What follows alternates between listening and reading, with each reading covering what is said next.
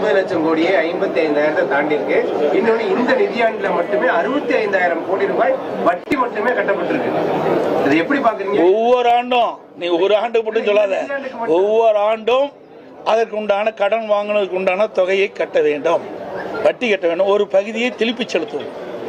நான் ஏற்கனவே பல முறை ஊடகத்தின் வாயிலாக, பத்திரிகையின் வாயிலாக, அறிக்கையின் வாயிலாக சட்டமன்றத்திலும் தெரிவித்து விட்டேன். திராவிட முன்னேற்ற கழகம் ஆட்சி வருவதற்கு முன்பாக அவருடைய தேர்தல் அறிக்கையில் குறிப்பிட்டாங்க,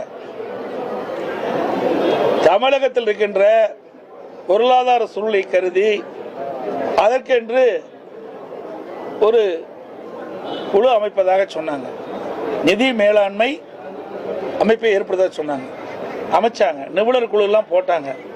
அதுக்கு பிறகுதான் கடன் அதிகமாயிட்டது. 73 ஆண்டு காலமாக பல கட்சிகள் தமிழகத்தை ஆண்டன. 2021 வரைக்கும், அது வரைக்கும் பார்த்தீங்கன்னா சுமார் 5,18,000 கோடி தான் தமிழ்நாட்டுடைய கடன்.